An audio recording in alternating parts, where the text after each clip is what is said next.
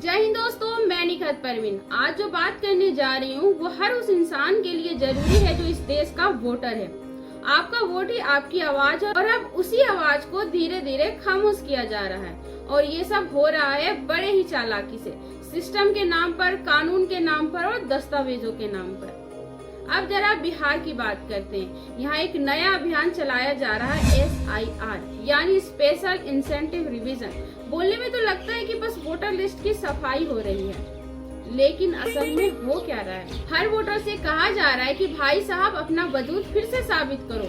मतलब अब सिर्फ वोटर कार्ड से बात नहीं बनेगी, आपको ये भी दिखाना होगा कि आप अपने एरिया में रहते हैं और वोट देने के लायक हैं।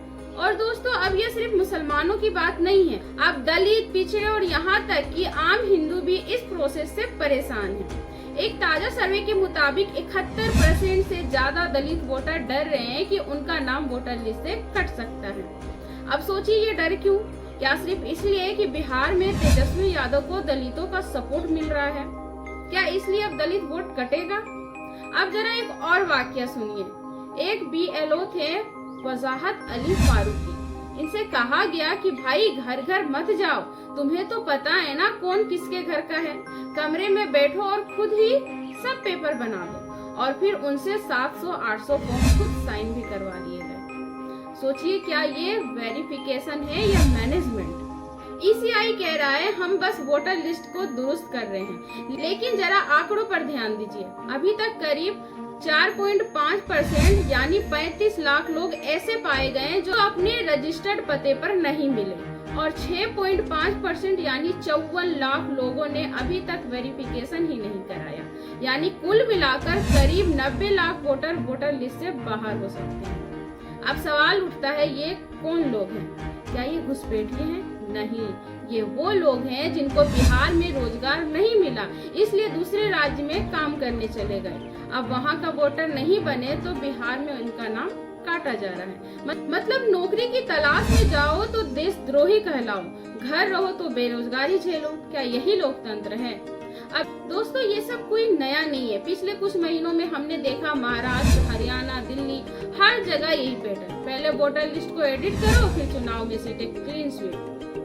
अब बात समझो दोस्तों, जब बीजेपी को लगा कि राम मंदिर, हिंदू मुस्लिम, पाकिस्तान जैसे मुद्दे अब उतना असर नहीं कर रहे हैं तो उन्होंने नया रास्ता ढूंढा, वोटर लिस्ट से ही वोटों को हटाओ। 2024 का चुनाव तो याद ही होगा आपको दोस्तों। बीजेपी को भरोसा था कि 400 पार जाएंगे।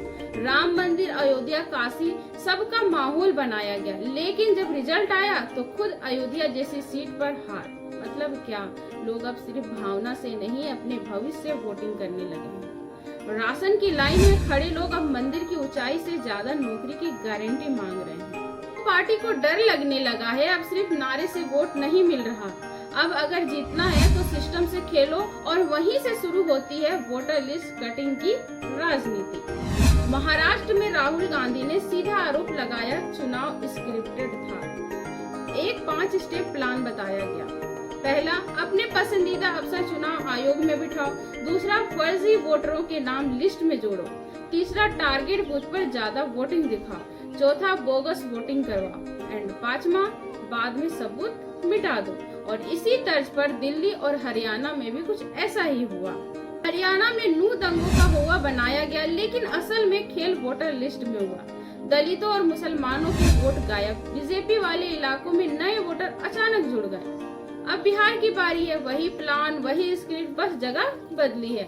नाम काटने का नया बहाना है कि रजिस्टर्ड पते पर नहीं मिले। अब सोचिए, राम मंदिर के नाम पर 500 साल का सपना पूरा हुआ, लेकिन 2 वक्त की रोटी, बिजली का बिल और रोजगार के सवाल ने 400 पार की उम्मीदों को 240 पर रोक दिया। तो अगला रास्ता है, जो विरोध में है उसे वोट देने ही मत दो।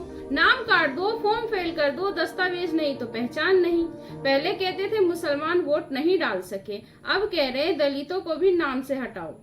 कल को शायद आम हिंदू का भी नाम गायब हो, क्योंकि सियासत को सिर्फ वोट चाहिए, चाहे भावना से मिले या बेईमानी से।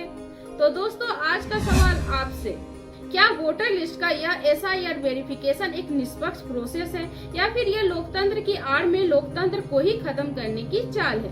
नीचे कमेंट में जरूर बताइएगा और वीडियो अच्छा लगा हो तो लाइक कीजिए, शेयर कीजिए और सब्सक्राइब करना ना भूलिएगा। मैं हूं निखत परवीन, मिलूंगी नए वीडियो के साथ। तब तक के लिए जय हिंद, जय भारत।